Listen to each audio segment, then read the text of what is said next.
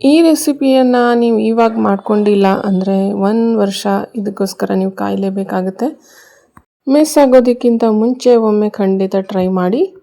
ಕೇವಲ ಕೆಲವೇ ನಿಮಿಷದಲ್ಲಿ ರೆಡಿಯಾಗುವಂತಹ ಮ್ಯಾಂಗೋ ಕೇಕ್ ಇದು. ಮಕ್ಕಳಿಂದ ದೊಡ್ಡವರಿಗೂ ಕೂಡ ಇಷ್ಟವಾಗುವಂತಹ ಮ್ಯಾಂಗೋ ಮಿನಿ ಕೇಕ್. ಓವನ್ ಬೇಡ, ಕುಕ್ಕರ್ ಬೇಡ, ಅಪ್ಪೆ ಪ್ಯಾನ್ ಸಾಕು ಇದು ಮಾಡೋದಕ್ಕೆ. Hi all, this is Sandhya. Welcome back to my another vlog. ಹೇಗಿದ್ದೀರಾ ನೀವೆಲ್ಲರೂ ಚೆನ್ನಾಗಿದ್ದೀರಾ ಅಂತ ಭಾವಿಸ್ತೀನಿ.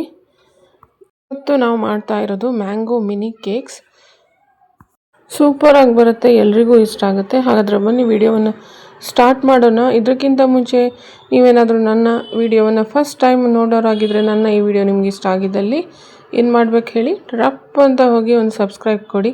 ಸಬ್ಸ್ಕ್ರೈಬ್ ಪಕ್ಕದಲ್ಲಿರುವಂತಹ ಬೆಲ್ ಐಕನನ್ನು ಪ್ರೆಸ್ ಮಾಡಿ. ನಾನು ಹಾಕೋ ವಿಡಿಯೋಸ್ ನಿಮಗೆ ಫಸ್ಟ್ ಆಗಿ ತಲುಪುತ್ತೆ.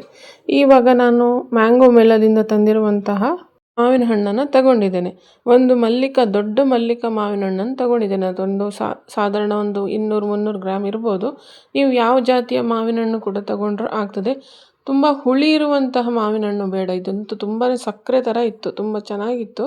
ಸ್ವೀಟ್ ಆಗಿರುವಂತಹ ಮಾವಿನ ಹಣ್ಣನ್ನು ಈ ರೀತಿಯಾಗಿ ಕಟ್ ಮಾಡಿಕೊಂಡು ಮಿಕ್ಸಿಯಲ್ಲಿ ಹಾಕಿ ನಾವು ಪೇಸ್ಟ್ ಮಾಡ್ಕೊಂಡಿದ್ದೇನೆ, ಪ್ಯೂರಿ ಮಾಡ್ಕೊಂಡಿದ್ದೇನೆ. ಮ್ಯಾಂಗೋ ಪ್ಯೂರಿ ಇವಾಗ ಹಾಕ್ಕೊಂಡಿರುವಂಥದ್ದು 3/4 ಕಪ್ಪು. ಅದಕ್ಕೆ ನಾನು ಈಗ ಸಕ್ಕರೆ ಪುಡಿಯನ್ನು ಹಾಕ್ಕೊಂಡಿದ್ದೇನೆ, ಒಂದು 1/4 ಕಪ್ಪಷ್ಟು. ಮ್ಯಾಂಗೋ ನಿಮ್ಮದು ಸ್ವಲ್ಪ ಹುಳಿಯಾಗಿದ್ದರೆ ಆವಾಗ ನೀವು 1/4 ಕಪ್ಪಿಂದ ಜಾಸ್ತಿನೂ ಹಾಕ್ಕೋಬೋದು. ನಾನಿಲ್ಲಿ ಪುಡಿ ಸಕ್ಕರೆ ಹಾಕ್ಕೊಂಡಿದ್ದೀನಿ 1/4 ಕಪ್ಪು. ಅದರ ಜೊತೆಗೆ ಅರ್ಧ ಕಪ್ಪಷ್ಟು ಕಾಯಿಸಿ ಆರಿಸಿದಂತಹ ಹಾಲನ್ನು ಕೆನೆ ಸಮೇತವಾಗಿ ಹಾಕ್ಕೊಂಡಿದ್ದೇನೆ. ಇವೆಲ್ಲವನ್ನು ನಾವು ಇವಾಗ ಚೆನ್ನಾಗಿ ಮಿಕ್ಸ್ ಮಾಡ್ಕೋಬೇಕು. ಓವರ್ ಮಿಕ್ಸ್ ಮಾಡೋದಕ್ಕೆ ಹೋಗಬಾರ್ದು. ಯಾವಾಗಲೂ ಕೇಕ್ ಮಾಡುವಾಗ ಜೆಂಟಲಾಗಿ ಮಿಕ್ಸ್ ಮಾಡಬೇಕು. ಮಾವಿನ ಹಣ್ಣಿನ ಸೀಸನ್ನು ಮುಗಿಯೋಕ್ಕಿಂತ ಮುಂಚೆ ಒಮ್ಮೆ ಖಂಡಿತ ಇದನ್ನು ಟ್ರೈ ಮಾಡಿ. ತುಂಬಾ ಚೆನ್ನಾಗಿ ಬರುತ್ತೆ. ಮಕ್ಳಿಗಂತೂ ಸಖತ್ತಾಗಿ ಇಷ್ಟ ಆಗುತ್ತೆ, ದೊಡ್ಡವ್ರಿಗೂ ಇಷ್ಟ ಆಗುತ್ತೆ. ಖಂಡಿತ ಟ್ರೈ ಮಾಡಿ. ಇದಕ್ಕೆ ಇವಾಗ 1/4 ಕಪ್ಪಷ್ಟು ಎಣ್ಣೆನ ಹಾಕ್ಕೊಂಡಿದ್ದೇನೆ. ಎಣ್ಣೆ ಯಾವ್ದು ಬೇಕಾದರೂ ಬಳಸ್ಬೋದು. ಎಣ್ಣೆಯ ಬದಲಾಗಿ 1/4 ಕಪ್ ತುಪ್ಪ ಕೂಡ ಇದರಲ್ಲಿ ಬಳಸ್ಬೋದು, ಅಥವಾ ಬೆಣ್ಣೆ ಕೂಡ ತಗೋಬೋದು. ಇವಾಗ ನೋಡಿ, ಈ ಪ್ಯೂರೆ ನಾವು ಇಲ್ಲಿ ಹಾಕೋತಾ ಇದ್ದೇನೆ. ಇದಕ್ಕೆ ಇವಾಗ 1/4 ಟೀ ಸ್ಪೂನಷ್ಟು ಸೋಡಾವನ್ನು ಹಾಕ್ತಾ ಇದ್ದೇನೆ. ಅದರ ಜೊತೆಗೆ ಬೇಕಿಂಗ್ ಪೌಡರನ್ನು ಕೂಡ ಹಾಕ್ತಾ ಇದ್ದೇನೆ. ಈ ಪ್ರಮಾಣ ನಾನು ಹಾಕಿರುವಂಥದ್ದು ಕರೆಕ್ಟಾಗಿ ತಿಳಿದುಕೊಳ್ಳಿ. ಯಾಕಂದರೆ ಮೇಲೆ ಕೆಳಗಡೆ ಆದರೆ ಕೇಕ್ ಸಾಫ್ಟ್ ಬರಲ್ಲ, ತುಂಬಾ ಹಾರ್ಡಾಗಿ ಬರುತ್ತೆ. ಮೆಷರ್ಮೆಂಟ್ಸ್ ಎಲ್ಲ ನಾನು ಡಿಸ್ಕ್ರಿಪ್ಷನಲ್ಲಿ ಹಾಕಿರ್ತೀನಿ, ಖಂಡಿತ ಚೆಕ್ಔಟ್ ಮಾಡಿ. ಬೇಕಿಂಗ್ ಪೌಡರ್ ನಾನು ಹಾಕಿರುವಂಥದ್ದು ಒಂದು 1/4 ಸ್ಪೂನಷ್ಟು ಟೀ ಸ್ಪೂನ್ ಹಾಕ್ಕೊಂಡಿರೋದು. ಇವೆಲ್ಲವನ್ನು ಇವಾಗ ಗಂಟು ಬರದೆ ಹಾಗೆ ಚೆನ್ನಾಗಿ ಇವಾಗ ಈ ರೀತಿಯಾಗಿ ಮಿಕ್ಸ್ ಮಾಡ್ಕೊತ ಹೋಗಬೇಕು. ಇವಾಗ ಇದು ಚೆನ್ನಾಗಿ ಮಿಕ್ಸ್ ಆಗಿದೆ. ಇದಕ್ಕೆ ನಾವು ಇವಾಗ 1 ಕಪ್ಪಷ್ಟು ಮೈದಾ ಹಿಟ್ಟನ್ನು ಹಾಕ್ಕೋಬೇಕಾಗುತ್ತೆ. 1 ಕಪ್ಪು ಮೈದಾ ಹಿಟ್ಟನ್ನು ಇಲ್ಲಿ ನಾನು ಹಾಕ್ಕೋತಾ ಇದ್ದೇನೆ. ಚೆನ್ನಾಗಿ ಮಿಕ್ಸ್ ಮಾಡ್ಕೋಬೇಕು. ಇವಾಗ ಕಟ್ ಆ್ಯಂಡ್ ಫೋಲ್ಡ್ ಮೆಥಡಲ್ಲಿ ಇದನ್ನು ಮಿಕ್ಸ್ ಮಾಡ್ಕೋಬೇಕು. ಇದನ್ನು ಇವಾಗ ಚೆನ್ನಾಗಿ ಮಿಕ್ಸ್ ಮಾಡ್ಕೊಳ್ಳೋಣ.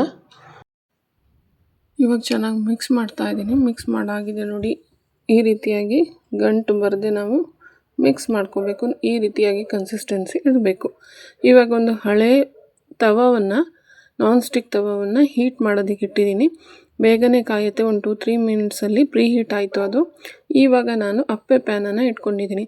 ಕೆಳಗಡೆ ಲೈಟಾಗಿ ಆಯಿಲಿಂದ ಗ್ರೀಸ್ ಮಾಡಿದ್ದೀನಿ. ಪಡ್ಡು ಥರ ಅರ್ಧ ಚಮಚ ಎಣ್ಣೆ ಹಾಕೋದು ಅಗತ್ಯ ಇರೋದಿಲ್ಲ. ಈ ರೀತಿಯಾಗಿ ಒಂದೊಂದನ್ನೇ ಹಾಕೋಕ್ಕೆ ಹೋಗಬೇಕು. ಅರ್ಧ ಮಾತ್ರ ಹಾಕಿದರೆ ಸಾಕಾಗುತ್ತೆ, ಯಾಕಂದರೆ ಅದು ಉಬ್ಬುತ್ತೆ. ಆದ್ದರಿಂದ ನಾವು 1/2 ಸ್ಪೂನನ್ನು ಇದಕ್ಕೆ ಹಾಕಿದರೆ ಸಾಕು. ಇವಾಗೆಲ್ಲ ಫಿಲ್ ಮಾಡ್ಕೊತಾ ಇದ್ದೀನಿ ನೋಡಿ. ಈ ರೀತಿಯಾಗಿ ಎಲ್ಲ ಫಿಲ್ ಮಾಡ್ಕೊಂಡ ತಕ್ಷಣ ಇವಾಗ ನಾವು ಮೀಡಿಯಮ್ ಟು ಲೋ ಫ್ಲೇಮಲ್ಲಿ ಒಂದು 12 ಮಿನಿಟ್ಸ್, ಕರೆಕ್ಟಾಗಿ 12 to 15 ಮಿನಿಟ್ಸ್ ಇದನ್ನು ಮುಚ್ಚಿ ಇದನ್ನು ಬೇಕಾಗೋದಕ್ಕೆ ಬಿಡಬೇಕು. ನೋಡಿ, 12 ಮಿನಿಟ್ಸ್ ಅಂತ ಹೇಳಿದೆ, 10 ಮಿನಿಟ್ಸಲ್ಲೇ ಇದು ಬೇಕಾಗೋಯ್ತು.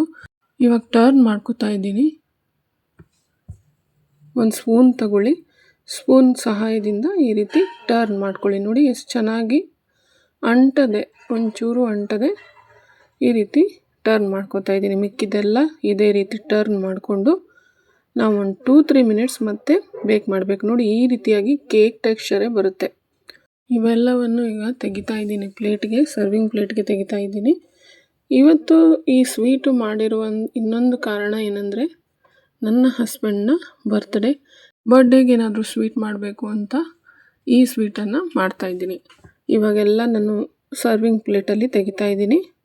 ಈ ಸ್ವೀಟ್ ಮಾತ್ರ ಅಲ್ಲ, ಬರ್ಡೇ ಕೇಕ್ ತಂದುಬಿಟ್ಟು ಕೂಡ ಸೆಲೆಬ್ರೇಷನ್ ಮಾಡಿದ್ವಿ. ವಿಡಿಯೋ ಎಂಡ್ಗೆ ನಾನು ಆ ಕ್ಲಿಪ್ಪಿಂಗ್ಸನ್ನು ಕೂಡ ಶೇರ್ ಮಾಡ್ತೀನಿ. ಅಪ್ಪೆ ಮೆಹನಲ್ಲಿ ಮಾಡೋಕ್ಕೆ ಇಷ್ಟ ಇಲ್ಲ ಅನ್ನೋರು ಏರ್ ಫ್ರೈಯರ್ ಅಥವಾ ಓವನ್ನಲ್ಲಿ ಕೂಡ ಬೇಕ್ ಮಾಡೋದಕ್ಕಾಗುತ್ತೆ. ಖಂಡಿತ ಟ್ರೈ ಮಾಡ್ಬೋದು. ಬೇಕಿಂಗ್ ಮಾಡೋದಾದರೆ 180 ಡಿಗ್ರಿ ಸೆಲ್ಸಿಯಸ್ at 25 ಮಿನಿಟ್ಸ್ ಇಟ್ಬಿಟ್ಟು ಬೇಕ್ ಮಾಡಿ. ನೋಡಿ ಎಷ್ಟು ಚೆನ್ನಾಗಿ ಫ್ಲಫಿ ಬಂದಿದೆ. ನೋಡಿ ಎಷ್ಟು ಸಾಫ್ಟಾಗಿ ನೆಟ್ ಥರನೇ ಬಂದಿದೆ. ತುಂಬಾ ಚೆನ್ನಾಗಿ ಬಂದಿತ್ತು. ಖಂಡಿತ ಟ್ರೈ ಮಾಡಿ ಅಂತ ನಾನು ಮತ್ತೊಮ್ಮೆ ಹೇಳ್ತಾ ಇದ್ದೀನಿ. ಇದ್ರ ಜೊತೆಗೆ ಹಸ್ಬೆಂಡ್ ಫೇವ್ರೆಟ್ ಬಾಳೆಕಾಯಿ ಫ್ರೈ ಕೂಡ ಮಾಡಿದ್ದೆ. ತುಂಬಾ ಕ್ರಿಸ್ಪಿಯಾಗಿ ಬಂದಿತ್ತು. ಈ ರೆಸಿಪಿ ನಾನು ಇನ್ನೊಂದು ವ್ಲಾಗಲ್ಲಿ ಖಂಡಿತ ನಿಮ್ಮ ಜೊತೆ ಶೇರ್ ಮಾಡ್ತೀನಿ. ಇದು ನಮ್ಮ ಊಟದ ಪ್ಲೇಟು.